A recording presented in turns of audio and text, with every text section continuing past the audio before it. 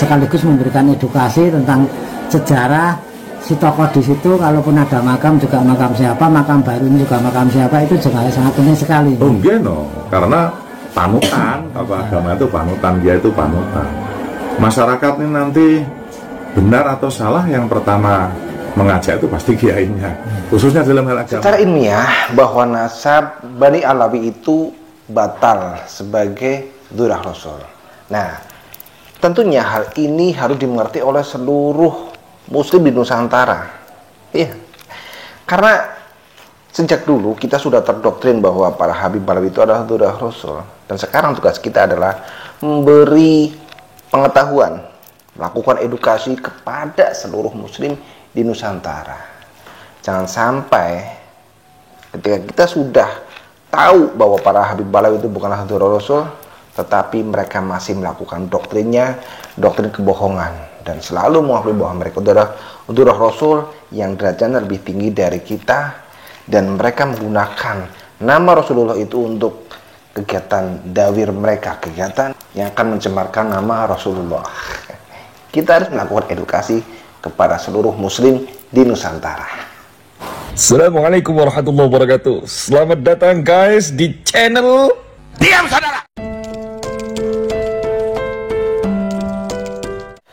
Termasuk para muhibbin habaib yang selama ini tentunya pasti ngeyel, dan selalu meyakini bahwa para Habib Alawi itu adalah dzurriyyah Rasul yang wajib kita ikuti, yang wajib kita junjung tinggi apabila kita ingin mendapatkan syafaat Rasul. Tetapi semenjak kajian ilmiah dari Ki Haji Maduddin Usman, jelas bahwa nasab Alawi itu telah batal sebagai dzurriyyah Rasul. Lalu, apakah hanya sampai sebatas itu? Tidak. Kita masih punya PR besar, yaitu memberi pengetahuan, memberikan edukasi kepada seluruh Muslim di Nusantara ini. Nah, ini di daerah Sragen. Karena di daerah Solo Raya itu mendeklarasikan diri untuk tidak mengundang Habib pada acara-acara NU. Nah, para muhibbinnya pun ini banyak sekali yang kepengen tahu sebenarnya Habib ini siapa sih. Satu sisi Habib itu harus kita junjung tinggi, satu sisi lagi perilakunya seperti itu. Membingungkan mereka. Nah, di sini ada sebuah cerita yang menarik dari muhibbin yang selama 2 tahun itu selalu mengundang Habib di dalam acara keagamaan. Dan Roy Surya Sragen ini berinteraksi dengan para muhibbin, bercerita tentang banyak hal, terlebih tentang masalah ziarah. Kalau kita mau ziarah, tentunya harus tahu siapa sih yang di ziarah ini. Jangan sampai hanya karena katanya kemudian kita menziarahi makom yang kosong. Tawasulnya kepada siapa dan doanya seperti apa. Tapi yang jelas tugas kita itu tidak hanya sampai di sini. Kita masih tugas yang lebih panjang, yaitu menyadarkan para muhibbin yang selama ini masih merasakan bimbang. Kita harus memberikan solusi kepada mereka, ya. Jangan sampai kita dan para muhibbin itu diadu domba oleh para Habib Alawi.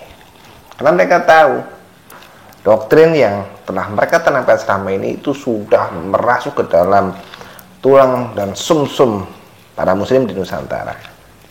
Jangan sampailah kita diadu domba. Siapa yang akan menjaga negeri kalau bukan kita? Mari kita jaga negeri ini dari tangan-tangan orang jahat, dari para pencuri makam dan dari para pencuri nasab. Ada niatan untuk memalsukan agar bisa mendapat barokah. Nah, itu bagaimana? Memalsukan makam untuk mendapat barokah.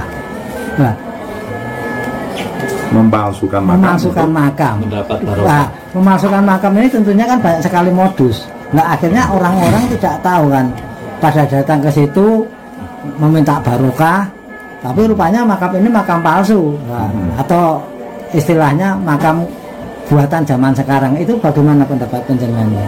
Ya, itu tidak bisa menimbulkan barokah. Namanya palsu itu sampai kapanpun ya palsu. Tidak bisa kita ambil tabaruk, tidak bisa. Jadi perlu kita sadarkan warga masyarakat kita, khususnya warga Nahdliyin, Muhammadiyah, supaya memahami dari sisi bagaimana kita melakukan ziarah, kemana kita mengarah, dan juga siapa yang kita ziarahi harus dipastikan dulu. Dan itu yang mempunyai keahlian seperti itu pasti para kiai. Artinya tokoh-tokoh agama ini pasti tahu lah, oh ini makam siapa. Kalau memang belum jelas, biasanya kiai tidak mau. Semama kulong gitu. Saya juga tidak pernah mendatangi makam yang itu belum jelas siapa yang dimakamkan di situ, dari terah mana, saya tidak mau. Saya ziarah ya cukup yang saya tahu. Contoh kalau di Sragen ada Joko Tingkir, Mbah Wijaya, serta Bapak Ibon, terus ada Pangeran Sukowati. Itu kan pun hal-hal yang sifatnya jelas. Kalau Wali Songo sudah masyhur,